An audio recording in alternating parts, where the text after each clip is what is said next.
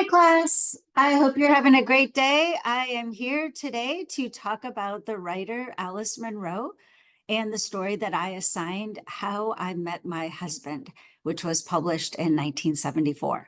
So I just want to say right off the bat, spoiler alert, right? I am going to be giving away the ending. So if you have not yet read the story, I highly recommend that you stop this video and read the story, right? As I said, the story is called How I Met My Husband. So as you can tell, the title promises to answer a question, right? And so I don't want to give that away, right? Because the reader, right, you're set up to sort of act and think like an investigator, right? How did she meet her husband? And I don't want to spoil that for you. Okay, so I'm going to go ahead and start by saying a little bit about the writer, Alice Munro. So let me go ahead and pull up my presentation on her so you can see, let me move me out of the way here. You can see that there she is, right? She was born in 1931. She is still alive. She is in her 90s right now. She's Canadian. So she primarily, or I should say exclusively, right, writes short stories. And very interesting, she is the only writer who won the Nobel Prize based on her short stories alone. And that happened in 2013. So why is that significant? Well, most writers who win the Nobel Prize write novels, right? So, and this kind of reminds me of a famous quote from William Faulkner, right? William Faulkner said, a novelist is a failed short story writer, and a short story writer is a failed poet. Right. So what does that mean? Right. Kind of says that he was suggesting that the poet is sort of like the top job, the most difficult challenge, right, for a writer. It's the most demanding form. In second place is the short story, right? In third place is the novel. But I think, again, that's just Faulkner's opinion. But it is, I think, a very interesting opinion because it does suggest that writing a short story is extremely challenging, right? Maybe more challenging than writing a novel. Why? Because it's short, right? It's compressed. You only have a limited amount of time to develop your character and your plot. So I just thought that was kind of interesting. So kudos to Alice Munro, right? That she won the Nobel Prize just based on her short stories. So here's some pictures of her just so you can kind of see what she looks like. She was married twice, right? Both of her marriages were very long. Her first marriage was 20 years. Her second marriage was 37 years. She has 4 children. Sadly, one of her children died as an infant, right? You can see on the left, right, that she has her own stamp, right? Again, she's Canadian. They honored her with a stamp. And here are some of her collections of short stories. She's published a lot of them. So you can see, right, just you can kind of tell just from the covers, right, that a lot of her stories deal with women's issues, right? She focuses on female protagonists, right? So her first collection, 1971, Lives of Girls and Women. Then in 1974, Something I've Been Meaning to Tell You. And that is the collection that the story that we're reading today comes from. And then 1978, Who Do You Think You Are? 1986, The Progress of Love. And then in 2004, Runaway. That's probably my favorite of her collections. And then 2006, The View from Castle Rock. 2009, Too Much Happiness. 2012, Dear Life. So again, a lot of stories to choose from. I also thought it was kind of interesting that her husband, her ex-husband, I should say, right, her first husband, like I said, that she was married to for 20 years, they started a bookstore, right? So they were business people. They owned a bookstore and they still own it together, even though they're divorced, and it's still there. It was founded in 1963. It's called Munro's Books. And you can see from the pictures, this beautiful bookstore, very historic building. I've never been to Canada, right? Maybe someday I'll get up there. I would love to visit that bookstore. Okay, good. So that is my overview of our writer, Alice Munro. Okay, so let's talk about this story, How I Met My Husband, and what is significant. Well, I chose it because, like I said, Alice Munro is a master of the short story, right? Her short stories have an emotional depth that we usually only see in novels. So I wanted you to experience that. So let's say something about this story, right? So what is the setting? So we get some clues, right? First of all, we know that the story was published in 1974. And if we just think for a second, 1974, right? What might Alice Munro have been thinking about when she sat down to write this story? Well, you might remember, right, that in 1973, the Supreme Court passed, right, a landmark decision, Roe v. Wade.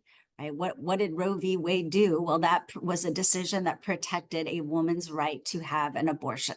Okay, as we all know, that was overturned in June 2022. But when Alice Munro wrote this story, this was new, right? This was something that was probably on her mind. And I think, again, the story deals with women and women's issues. Now, what is the time period that she's writing about? Okay, well, she seems to be writing about, right? If we kind of think about the clues that she provides us, it seems as though she's writing about the 1940s, right? The late 1940s, maybe the early 1950s. Now, why do I say that? Well, there are some clues, right? There is reference to a war, right? Because we know that the character Chris Waters is a veteran, and it seems as though they're referring to World War II. Also, there's reference to kitchen appliances, right? Like a washer and a dryer, right? And so this is very significant because Edie, right, is hired as the hired girl, right? She's basically doing the domestic labor in the people's home. And so she talks about how at the people's home, wow, right, they have, like a washing machine, they have a dryer. She doesn't have to use like an old fashioned, I don't even know what those things are called that you would use to wash clothes, right? She has to do that when she goes home. So it also makes us think about social class, right? That the peoples can afford to have these kitchen appliances, whereas her own family cannot, right? So these kitchen appliances were kind of new in the 1940s. Also, there's reference to contraceptives. Remember the nosy neighbor, Loretta, next door, Loretta Bird. One day she asks Edie, oh, she's like the nosy neighbor, right? She's like, oh, do the peoples have things in their drawers that prevent them from having children? So we're assuming that she's referring to contraceptives, right? If you've ever, studied the history of contraceptives, you probably remember that in the 1940s, right, the diaphragm was available to women, right? It was often referred to in this time as womb veils, a womb veil, which I think that word is kind of interesting. Also, right, in the 1950s, hormonal birth control was available, what today we often call the pill, right? Condoms were also available in the 1950s. So it seems as though that, gives us some insight about the time. Okay, so setting, we get the sense again, maybe early 1950s, late 1940s. And then the place, right? Also, I think there's a very strong sense of place as we're reading the story, right? It is a very small country town in Canada, right? The peoples live 5 miles out of the biggest city, right, which is Ontario. So, a very strong sense of place. And it kind of seems like the kind of place where people know each other's business, right? Again, that nosy neighbor next door who's always like trying to find out what's going on at the Peebles. So we're going to be talking about and thinking about as we read women's issues during these changing times, right? Times when contraceptives are available, when, appliances make women's labor easier, right? And thinking about these female characters, right? Because we see the way Alice Munro develops these characters, they all have very different roles, right? And a lot of that depends on their position on the social hierarchy, right? How much money do they have, right? But what do they have in common, right? What do all these women have in common, right? And how do they differ in terms of their freedom and also their opportunities? Okay, so be thinking about that as you read. Okay, so what is the point of view, right? How does Alice Munro tell this story? Well, we can see, right, that the story uses the pronoun I, right? So that tells us that she's writing this in the first person. And so we have a first person narrator. In this case, that narrator is a young girl, right? She's 15 years old, named Edie. Okay, so she's our protagonist. So we are in her head, right, as we're reading the story. Everything we know about the setting, about the characters, comes from her. And so we have to think about her limitations, her prejudices, right? What does she value? What, how does she see the world? Okay. So, and I think also one thing that I really like about this story is the tone, right? There is a tone of intimacy, right? Edie uses what we call colloquial language, right? Which is very informal, right? Conversational. As you're reading the story, it really feels like she's just talking to you, right? She's just telling us this story. And we come to learn that she is now an adult, right? But she's remembering this time in her life, right? When she was 15, right? And it was when she had her first job. Right. And if we all, think about that experience, right? Our first job, it is an exciting time, but it is also a little bit stressful, right? And especially for her, right? Because she, as I said, is the hired girl for this family, right? That is, just come to this town, and she's hired to help care for the two children and also do a lot of the domestic work, right? The cooking, the cleaning, all of that. Okay, so she's remembering this time in her life. So we can say this story is an example of the genre that we call a coming of age story, right? We have this young 15-year-old, innocent, naive narrator, and she's telling us about this experience, right? Her first job, her first time living outside of her own home, right? And her first time, interacting with the outside world in a lot of ways. Right. Because now, as she's telling the story, we come to know, right? Again, spoiler alert, right? She is now married and she's Mrs. Carmichael. And right now, right, she says she understands, right, what her naive self could not. Right. And I think one example that stands out to me is when she first meets Chris Waters. Right. Remember, he's the man who comes to town in his airplane, right, with the intention of taking people for rides in his airplane. And that's how he's going to make money, right? He's going to charge people for rides in his airplane. And when she first meets him, right, and this is a question on the quiz, so pay attention, right? What is she wearing? That was the one time in her, where she goes into Mrs. Peebles' closet, right? She's not supposed to. And she's like, flipping through the closet, and she decides that she's going to try on one of Mrs. Peebles' fancy gowns, fancy dress, and put on makeup. And, like, again, a 15-year-old girl, she's like experimenting with her own identity. And so she's all dressed up in this gown with makeup on when Chris Waters comes to the door, right, to ask to get some water from their pump. And then she's kind of like, oh, like she's afraid, right, that he's going to tell on her. But he says to her, wow, you look so beautiful, right? He gives her this compliment. And in the story, she says, I wasn't old enough then to realize how like unusual, right? And how kind of bold it is for a man, right? A grown man to give a 15-year-old girl a compliment like that. Right. So that again shows us that now she's an adult. She's looking back on this time when she was young and naive. Okay, so what can we say about these female characters? Let's start with Edie, right, our narrator, right? So again, she, what qualities stand out in her, right? And how are these qualities significant to the larger story? Well, I think that as I'm reading, I find myself really liking Edie, right? She does gain my sympathy, right? So again, she first time away from home, she feels kind of lonely, out of place. We get the sense that she's, her family is poor, right? So they don't have the luxuries that the Peebles have, a bathtub where she can take a bath, right? Again, these appliances that I referred to.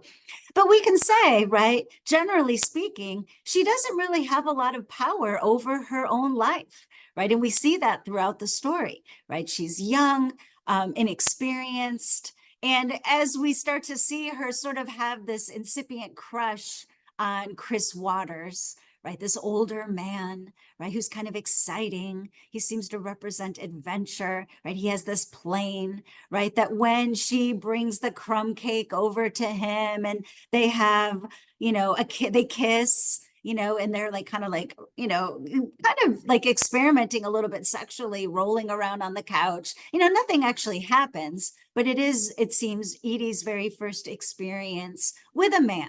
And I know as I was reading, I was kind of like, oh my God, she's very vulnerable in that moment, right? Here, this is an older man. And I'm also kind of wondering, this guy, Chris, is kind of creepy, in my opinion, right? Because I mean, I'm assuming he's in his late 20s and he's engaged. He's engaged to be married. He has a fiance. What is he flirting with this 15-year-old girl for? Right? That's very creepy, in my opinion. Kind of like almost like pedophile-ish. He's like rolling with this girl on his cot and they're alone. So luckily, like nothing happens, right? Other than the kissing, but she gets out of there. But when he's about to leave, right, she lies for him, right, to his fiance. Why does she do that? Well, she's kind of like, as she's thinking about the story, about the situation now that she's an adult, she realizes that maybe that wasn't the right thing to do. And I'm just going to I have the printout of the story, right? So when she's thinking about the way she lied to protect Chris, right, to give him more time to escape from his fiance, right? She now as an adult, she says, "You think I'd be ashamed of myself, setting her on the wrong track. I did it to give him more time, whatever time he needed. I lied for him. And also, I have to admit, for me." Okay, and then this realization: women should stick together and not to do things like that. I see that now, but didn't then. I never thought of myself as being in any way like her or coming to the same troubles ever. Okay, so who's this her, right? This her is another female character that we haven't mentioned yet, the fiance, right? Her name is Alice Kelling. And she's older, right? Older than Edie, right? The description of her, she sounds older, right? I'm not going to read the description, but when you get to that description of her, really pay attention to the way she's described, kind of frumpy, older, right? And it seems as though she's kind of desperate, right? Again, like during this time period, women were their identity was very much defined by their relationship to men. And so it's kind of implied that she's a little bit older, right? She's still not married, and that she's kind of desperate to be married, right? Even though, right, we can say she certainly, of all the female characters in the story, in a sense, has the most independence because she has a career, right? We come to learn that she is a nurse, right? She has a job. She has a car, right? Again, a car, a symbol of freedom. She can go wherever she wants, right? And she has a job, so she has her own money, right? And so here's this independent woman with a job and with a car, and she's still desperate to get married, right? Chasing after this guy, Chris Waters, who we can see, he doesn't even want to be with her. It's like, lady, get a clue. This guy is like running away, and you keep following him. And so Edie's kind of like, I would never see myself being like that kind of woman, right? The kind of woman who's like chasing after a man who clearly does not want to be with me. So she's initially extremely judgmental of this Alice Kelling.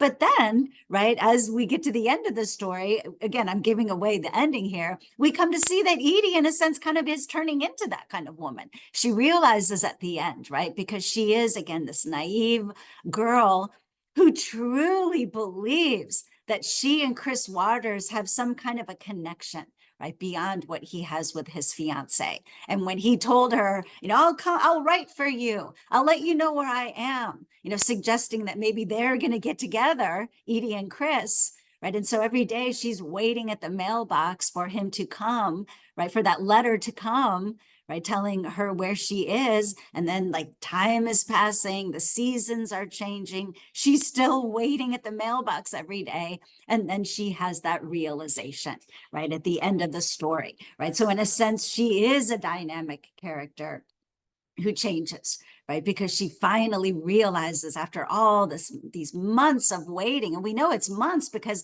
she describes the seasons changing, it's getting cold, time's passing, and then she realizes no letter was ever going to come, right? My heart was heavy like a lump of lead, right? And then this epiphany that she has, right? This realization, it came to me one day, there were women doing this with their lives all over.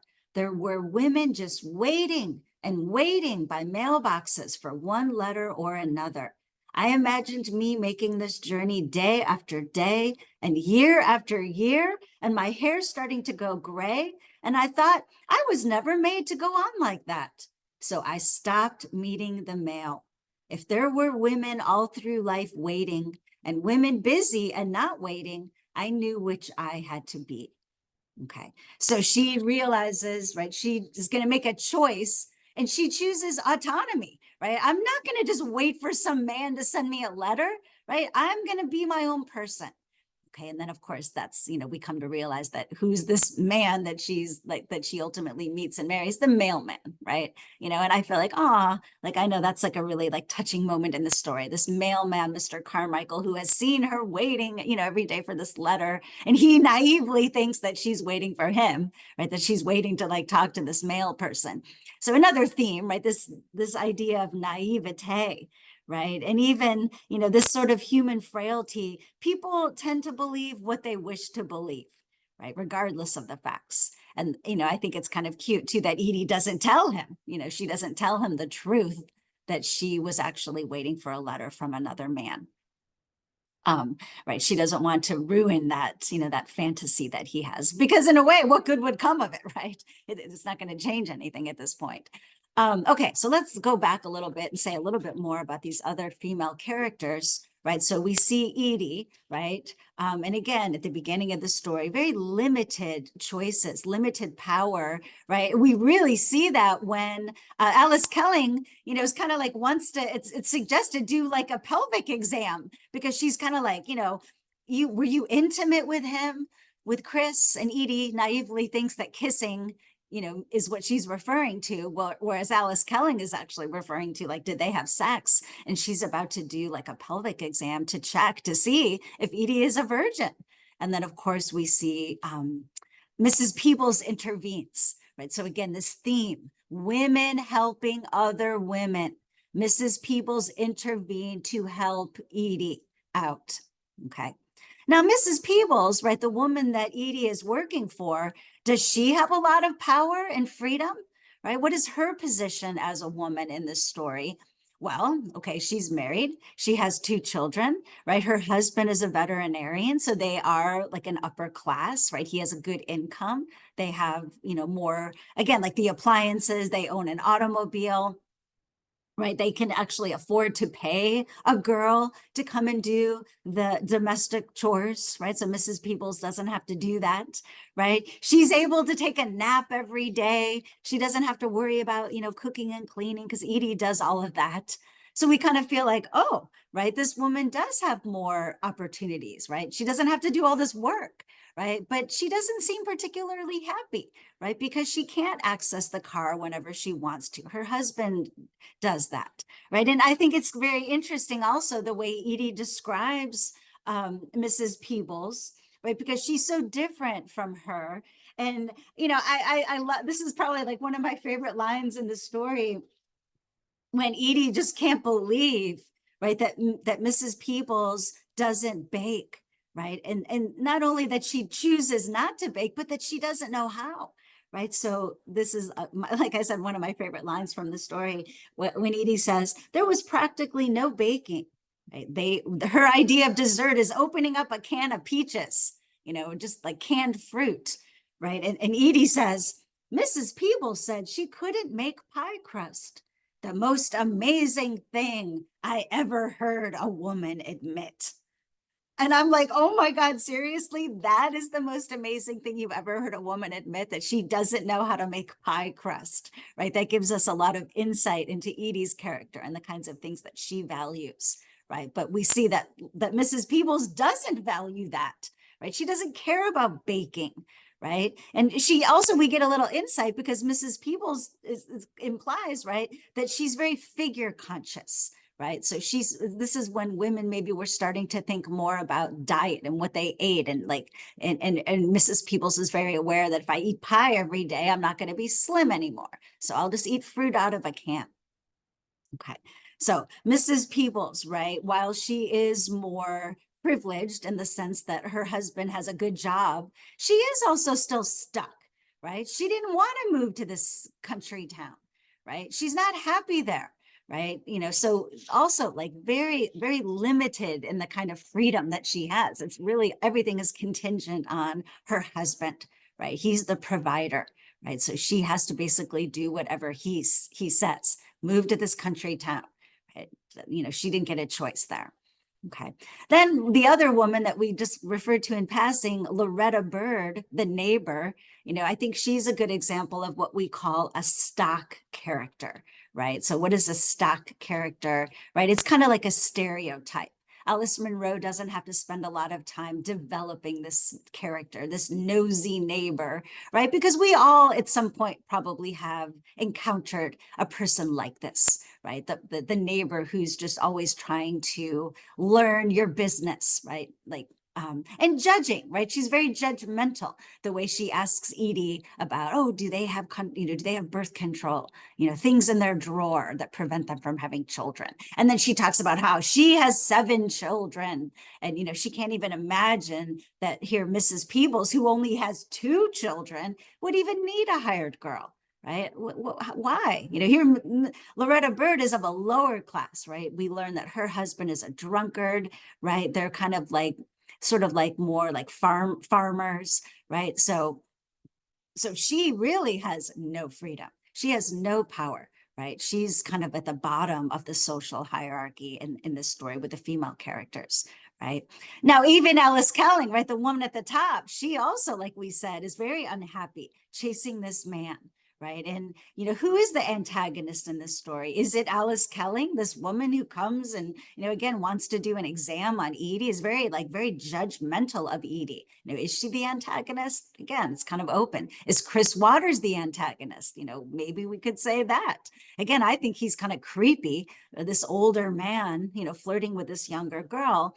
But the way Edie describes him, right, she doesn't see it that way. Again, she's only 15, right? In a sense, from her perspective, Chris Waters seems to be like a symbol of romance, right? The promise of romance, right? So he's the character who provides Edie with this opportunity to grow and understand that she wants more with her life. She's not going to be the kind of woman who is just waiting. Right now, Chris Waters, we can see a little bit of character development we get. It seems as though he possibly has PTSD, right? Post-traumatic stress disorder, right? Because we do learn that he is a veteran, right? Probably of World War II. And when Alice describes him, she talks about how he's so restless after the war. And we see that, right? He's this guy who's like going from town to town with his plane, right? To try to make money by giving people jobs. Right? He does seem restless, unsettled, right? He can't settle down to an, quote unquote, ordinary life. Right. So he's a man who hasn't quite yet decided who he is and what he wants. Right. Why would he be engaged to this woman that he doesn't really seem to want to be with? Right. But we can say, given all these issues, right, that he faces, and, I certainly have sympathy for him with his post-traumatic stress disorder, right, even though I'm judging him as well, right. But we can also say that he does have freedom. He does have more power than the female characters do because he has this plane, right? Again, the car is a symbol of freedom. Well, a plane is really a symbol of freedom because he can just go anywhere he wants very quickly, go very far away. And then, the woman's going to keep, running after and chasing after him. Right. So he does have freedom. And then the last male character I'll mention here, Mr. Peebles, right? Kind of at the top of the social hierarchy. He's a veterinarian, right? He does have the most freedom and the most power in this story of all the characters, right? So, okay. What are the themes of this story? Right? What is the main idea that Alice Munro is trying to convey in the story? Well, again, like I said, I think we can look at it as a coming of age story, right? We see Edie make this transition from innocence, right? Naivete to more, this realization that she doesn't want to be a woman who's waiting.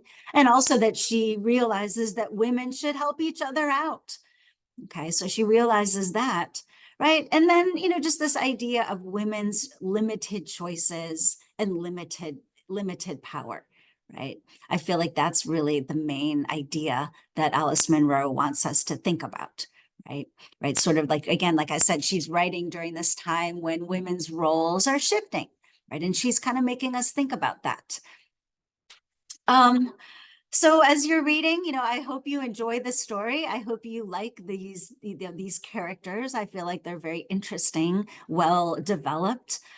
Be thinking about the significance of the first person point of view, right? And also be thinking about Edie, right? And how she is an example of what we call a dynamic character, right? And that means a character that grows, that changes, that learns something, right? She learns something about herself, right? And she also seems to learn something about society, right? All right, well, that is it for today. I hope that you enjoy the story and I hope that you have a great rest of your day.